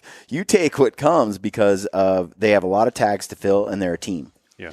And that's a great way to do it. I've done it that way. I did it that way for years too. But now I'm really enjoying. I did a solo hunt last year. I did a lot of solo hunt this year. I'm enjoying the time by myself, and I'm enjoying the pursuit of an older animal, which is a completely different experience than the one where I would run and gun and shoot anything that I could coax in. And I found they're different experiences, but I enjoy both. But if you want to go for those big bulls, it is a different tactic, I think, on public land. I have people tell me, Brian, no. We do that all the time. I'm like, where do you live? Well, Arizona. I'm like, those units don't even count. It's like, okay, if you have a sweet draw tag or a private land lease, or we're having a different discussion, okay? You can walk out there and call in the herd bull. You can do that on some of those units. You can get that herd bull to leave. But on a public land hunt where they are called to, since they're a spike, and now they're 8, 9, 10, 11 years old, 12, those bulls have been called in by humans a million times. Yeah. They are not going to leave those. Plus, they get so mature and they have their own cow. They have 3 cows in heat right here. Why are they going to leave those 3 cows to come to this one who won't come to them? Or that's why I think challenging, the only time you really are good, I think, can call a herd bull away from a herd is not really with a cow call as much as with. I'm a threat. Yeah. They're so testosterone filled, rage filled, angry. They're looking for a fight. They just want to rip the head off something. They got all that pent up, rage, that if you can jump into that psyche, then they're going to charge away from their cows to crush something. When you got a warrior like that, you can get those monsters to come through. Sorry. And that's how Corey Jacobson, the other thing is, people have said for years, you don't have to be a great caller to call an elk. You don't. But you do have to be a great caller to call in a herd bull. And I have watched Corey Jacobson call in herd bulls, and I'm like, I've been in a unit where no one else can call in this bull off this mountain. I've seen guys try over and over again for a week. I tried hard, and the bull just stands up there and bugles. Corey shows up on the first day. Bull walks down and stands at 60 yards. What did he do that I didn't do? Well, he's Corey Jacobson. So I'm like, yeah, if you want to just call in a bull, I think a lot of people can. But to call away herd bulls on public lands hunts, I think you need to be like a gifted elk whisperer. Yeah. And he manages to do it. Like he's calling in the big ones. There's something about him, something about how he does it. He called a bull in for me in the first 15 minutes I ever hunted with him. And I held the bow at full draw for like 2 minutes, and then I missed. We tracked that bull 9 miles. That was not my best moment. And he filmed it. Thanks, Corey. So that's a whole nother discussion to have too, is calling. From about that 10, 11-year-old age, I was experimenting with all sorts of different calls. And I've been calling now for 34 years. Which is really fun, by the way. Yeah. Calling is fun. Yeah, it is.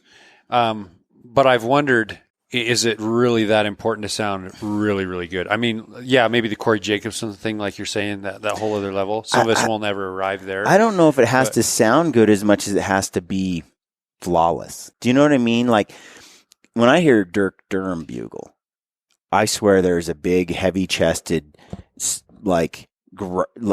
sounds like a real bull elk. And there's a few people I've heard that sound like that. Corey doesn't bugle like that. Yeah, that's true. But his bugles are clean. Pitches, there's never a mistake. He doesn't sound like Dirk, but he doesn't sound anything but an elk. The tones are all from top to bottom. They connect smoothly like an elk. And all the other sounds he adds to it between cow calls, glunking, raking, he's precise. And then he knows which ones to throw at the bull that get him excited and which ones don't. Like all those years of just coaxing, and I would watch him go quiet for the longest time. And I'm like, he has more gaps. When I was with him, he had more gaps in his calling where he didn't call and just sat there than any other caller I'd ever been around who was like calls. Corey didn't do that. Call a little bit, and then he'd just sit there forever. I'm like, are we going to work this bull, or are we just going to sit here, So it is a skill, and some guys mastered it. I've learned, we talked about this, that's not a skill I'm particularly, I don't like musical instruments. I'm not really a musician. I don't really care about that vocal game that much. I am much more excited about sneaking in on an elk on my hands and knees or belly and getting to within 30 yards and then sniping him and he never knew I was there. That to me is a rush. It's back-breaking work, as Bryce can attest to, and it hurts your butt. I mean, it's a like Lamper says, if you go on a stalk and your legs aren't burning and your back isn't screaming, and you get home later that day and you're not like super sore the next day, well, then you did it wrong. And you talk about slow. I learned from Ryan. He's like, you move like the slow hand of a clock. That's the hour hand, by the way, for people that are listening. You can't even see the hour hand move. They don't even know that. This generation over here, they're like, what are hands on a clock? You don't even see the hour hand move. It sits still. And that's how the man kills stuff like that. And it suits me. That's what I enjoy. I think people should do what they like. If calling is how they love to hunt, do it, man. Ryan hates tree stands. I freaking love tree stands. I've killed some giant animals from tree stands. I have no qualms. I love watching the hunting public because those guys strategize. They do the wind patterns. They keep diaries and journals. They kind of figure out, okay, they feed here, they bed here. And I think their films are really educational. They're little videos. And then I can use them for elk hunting or other things. And I really enjoy it. It's what I enjoy. I love to be with someone like Corey who calls, or it's fun to be with other people who are calling, and I love to help participate in that. It's fun.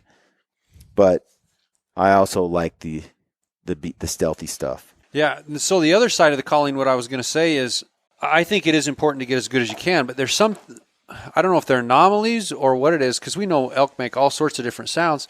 I'll know a guy that got into elk hunting just 2 years ago, and he's like, you should see the picture of this bull I just shot. And he shoots a really nice bull, maybe not the herd bull, but, a really good bull. Mm-hmm. And I'll say, did you call in? Yeah. And then I'll be over at his house or something, and I'll hear him call, and I'll think, how the world did an elk even respond to that? Yeah, yeah. And so there's been sometimes I've just scratched my head and gone, well, maybe it doesn't matter.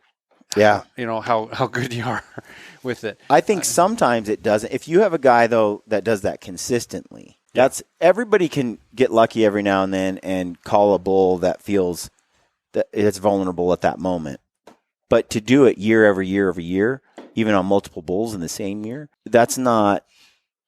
I don't think people sound like that guy that do that. You know what I mean? Yeah. And also, like I said, you draw a fancy unit that they only issue 10 tags for and has a density of bulls that are ridiculous. You're going to call bulls in, But public land, general tags, I don't know. It's tough. What is your, now that you've hunted with kids and stuff, what has it been like, introducing the young people, and what's your favorite part about having them kind of carry on the tradition and do it? Well, two things. What immediately went through my mind is when I could tell you maybe you were going to ask, what's your favorite part of this with your kids? I never forget their face when they walk up on their first animal after they've just shot at, half an hour earlier. And you're doing that blood trail and you finally see the animal and they walk up on it. It's just like something out of this world has just happened. And there's a reverence also, at least with my kids.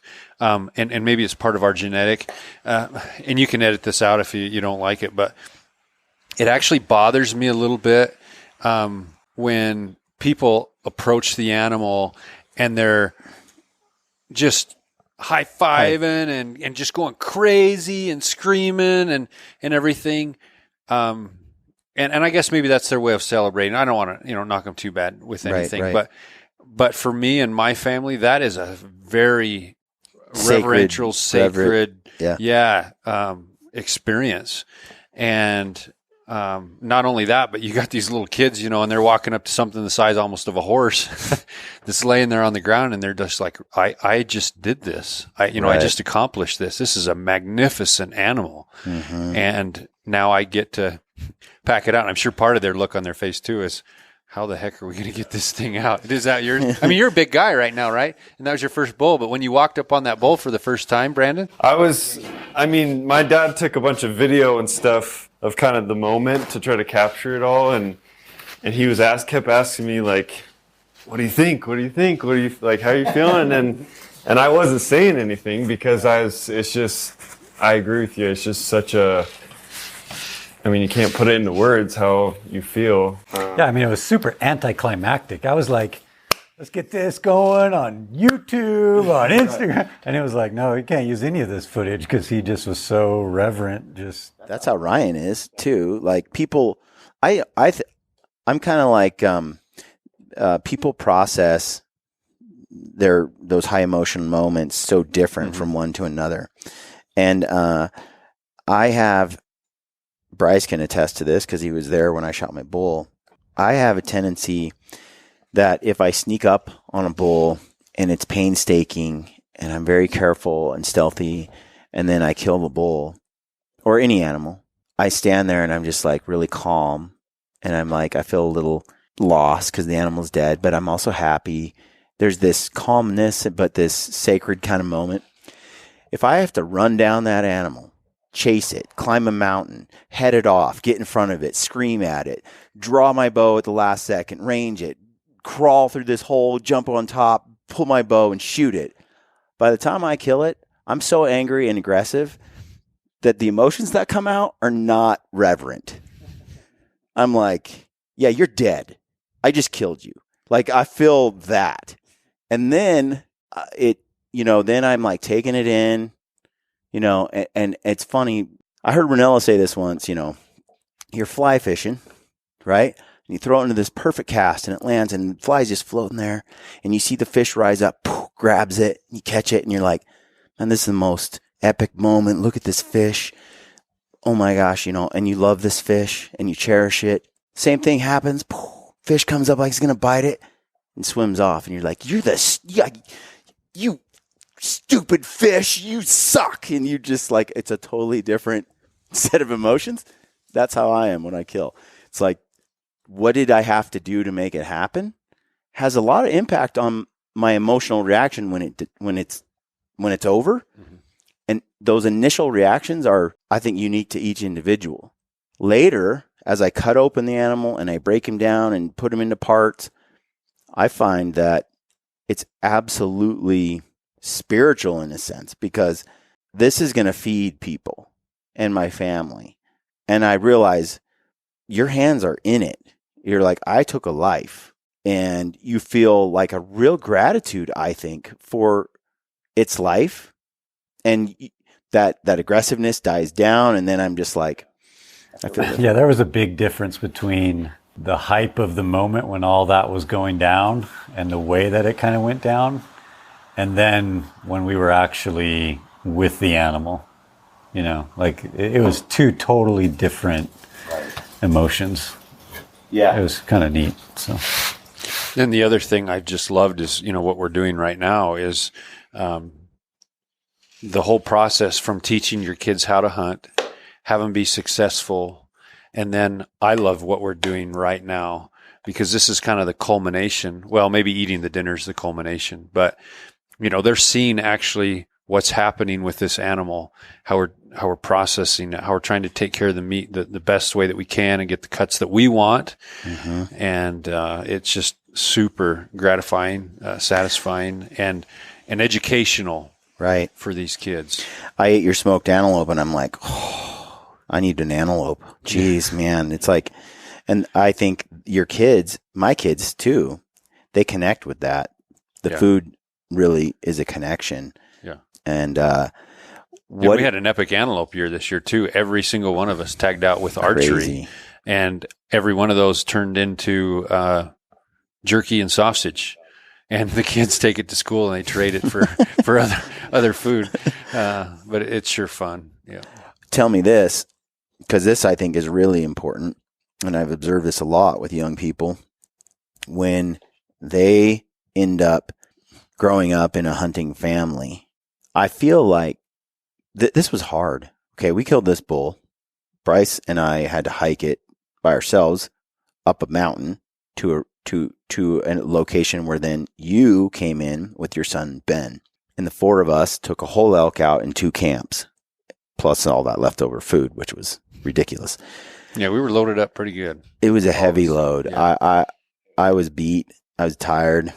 And you were over 100 pounds. And it's a 9 long way. Mm-hmm. So when that happened, I'm like, you do this to your kids every year and have for a long time. That's sadistic. Like, but what do you think it does to your kids? How have you seen this kind of experience form them? Yeah. We talked about that a little as we were going up that steep hill with your bull this weekend. These kids need formative experiences in their life that are difficult. And I had a son that went down to South Africa for 2 years, and South Africa is a rough area. He was on an LDS mission down there. He was, yep.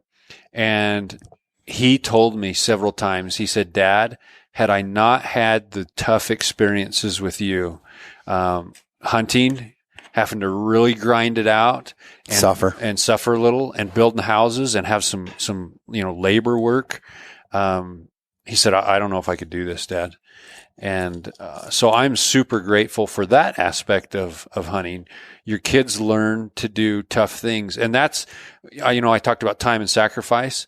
I think that's important. Not only are you sacrificing so you can become successful at elk hunting, but you're sacrificing and doing some hard things to get back there. And then they learn, oh, I did hard things. I can do hard things again. I can do things that are tough in life and be successful still and get through it, and instead of quit. And so, my suggestion for a lot of parents, I guess, or dads that are taking their kids out hunting, is do the tough stuff.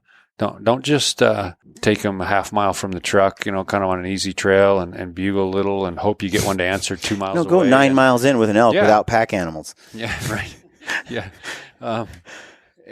But they still many do it. hands make light work.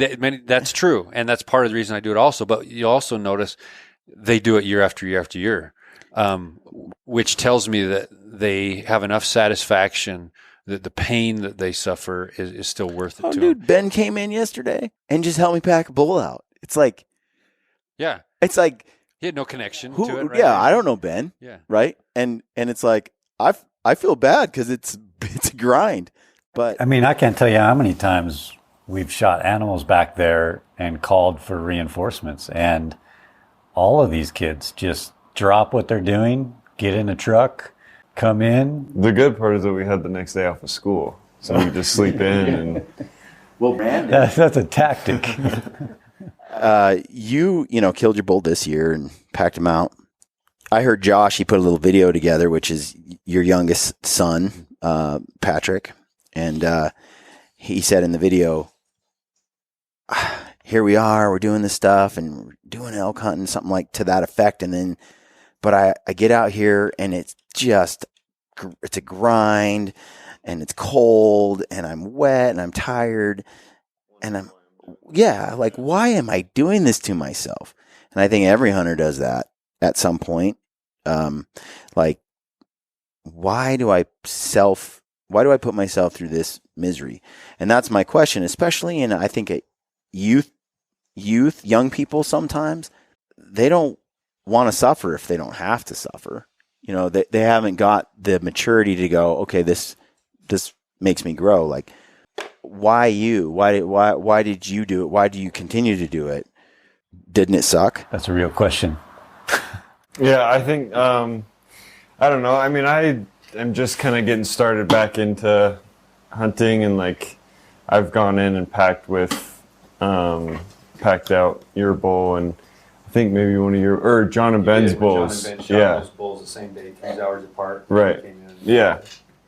And I think each time it's kind of sucked, and it's kind of been like you said, a grind and doing all those miles. But I think every single time doing that, a little part of me has kind of been like I want to be the one that goes and shoots this bull and packs it out. And the next day we're all tired and everything, but there's always that little part of me that's always like I want to go out and do this and I want to make it happen. And so I think it was last year I kind of told myself, I kind of just made the decision, like I want to start getting into this and go do a bunch of stuff. And it kind of started off with shed hunting in the spring and like doing a little bit of stuff over the summer. And then I went antelope hunting with them.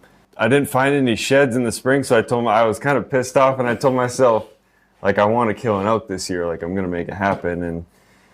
And so kind of just having the mindset of like, you're going to make it happen is kind of what helped me get through all the suffering and all the hiking and all the miles. It's like, this is going to happen. It kind of was already made whatever up. the cost. Yeah. It's kind of, by any means, like, you go out and you make this happen.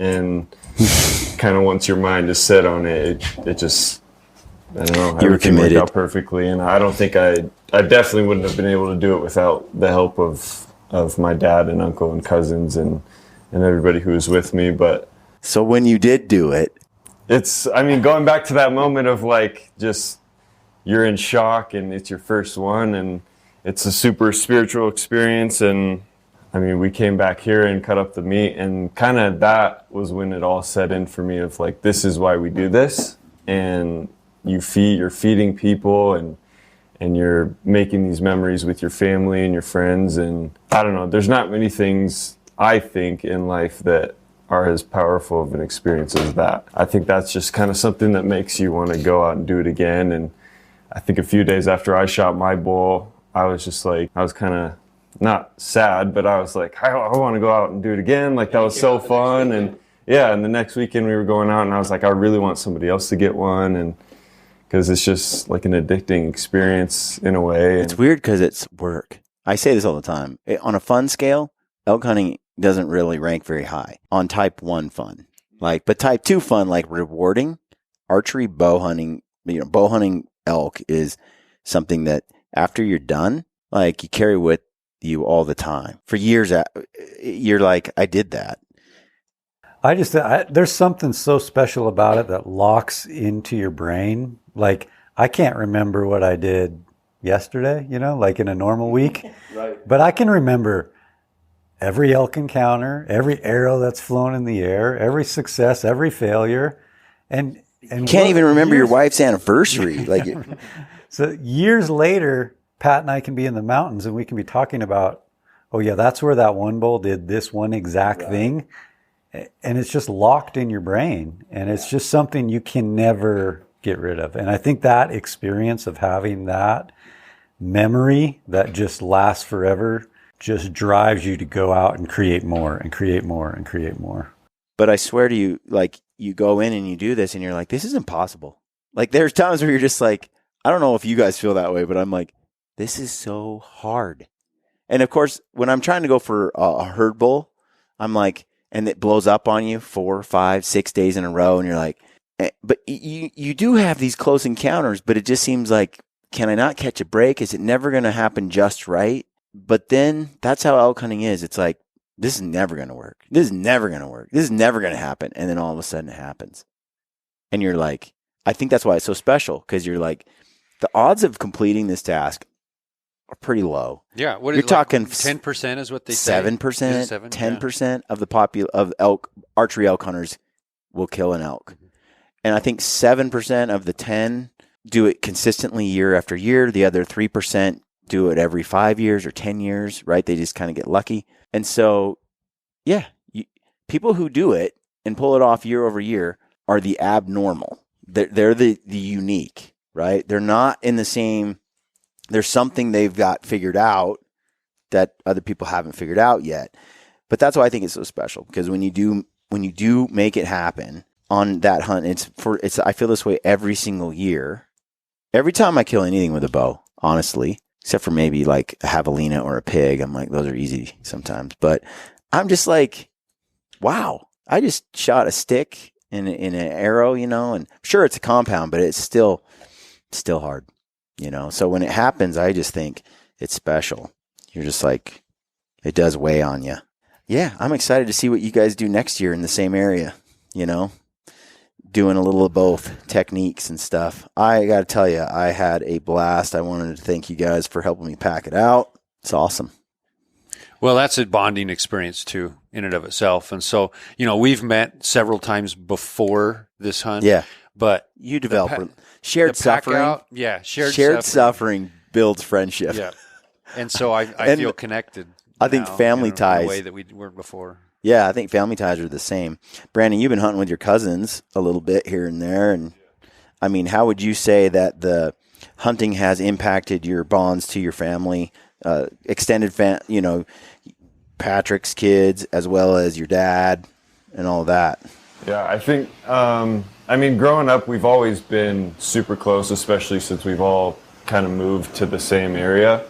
But I just think there's another level of bonding and stuff that goes on when we do go hunting and share those pack outs. And I mean, there's nothing like getting to the truck and sharing the moment of it all being over and everything. But while you're struggling, you really see who sticks with you and who's by your side and who's going to help you pack out. I know that when I shot my bull and we got back to the truck, I was super thankful to look around and see who was around me and who's with me and who helped pack out my bull, because I know that I couldn't have done it alone and by myself kind of back where we were.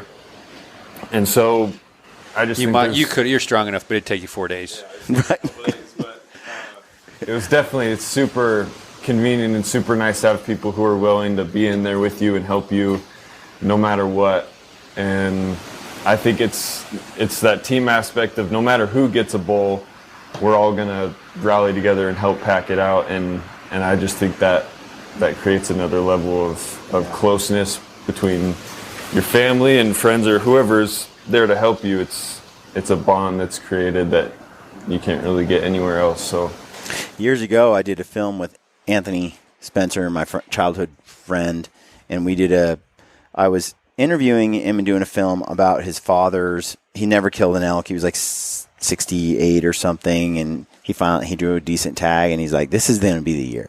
And I was interviewing Anthony for the film, as part of the film, and he said these words, and they've always stuck with me ever since. He said, "My dad and I are really different. Like, we don't have a lot in common. Like, I'm kind of aggressive. I'm kind of like in your face, active. My dad's really quiet and patient and kind." And he's like, we clash on so many levels, but hunting is the bond that brings us together. And I was like, there was this epiphany, right? Like, he was right. There's that closeness he has with his father that he has because of all the hunting experiences they've had together. And that there's not other mediums where he developed that. And I think often, I mentioned this in the past, I always worked out at home, kind of, or I'd go to the gym by myself. One time, I got into CrossFit just online with my brother-in-law, and we would work out. Then I joined a CrossFit gym that was local in town. I just went for a day or two, and then I'm like, oh, these people are cool. Within 3 or 4 years, they were like my family. And I started to put together, why do I just love all these people in this gym? And because what I found out was these people were willing to suffer and pay high prices to live a better life outside of the gym. Like, they were willing to pay the piper to earn better fitness so they could have some experiences outside. And I like that about them. But we also shared some serious suffering where you finish this 30, 40-minute Murph wad, and you're laying on the ground writhing in misery, and everyone's like, you want to vomit, and you're like, and everyone's doing the same thing. And you do this day in and day out with each other, and you encourage each other, and you suffer together. I think that's why there's such a strong military bond. SEALs will go through their BUDS training. When you suffer with other people, you go through days and days of discomfort and misery or hardship. It creates a bond. And I think that's what hunting can do for families and parents. And you think about it, human beings have been doing this forever, right? It's built into who we are. And I think in today's world, it's easy to just go to the grocery store and not do this stuff at all. There's no need, but there is a need. I think there's a connection that you experience and a bond with family and stuff that you get from choosing to do this. A contentment in life that you kind of experience through it that you may not get if you don't, there's not a lot of substitutes. And when you take a life, that's heavy. Like when you killed that bull, Brandon, like the first bull I killed, immediately I was like, when I was getting ready to shoot it, I had a rifle. I'm like, there's a lot of adrenaline. Then I shot it and it died right in front of me. And I was like, I felt a little bad. The first time I killed something and saw it die. And I was like, I did that. Was that your first animal you killed? Yeah, that was my first one. So it was kind of all those emotions at once. And it being a bull, like, I think it's one thing to shoot like an antelope or something that's kind of a little bit different, but having it be a bull and walking up on it and seeing how big they really are, being right next to them, and it's super hard to put it into words, but I don't think I had any feeling of sadness. I was really excited, but I was just in shock, and I can't even really remember what I was feeling. But I was more happy than anything. Yeah. And then that's how I was. Your dad got to see me do a little dance.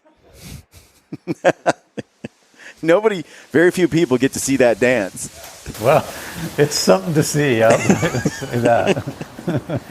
Oh man, when you finally put it together and it works out, and you're just like, it's the ultimate. Really is special. So.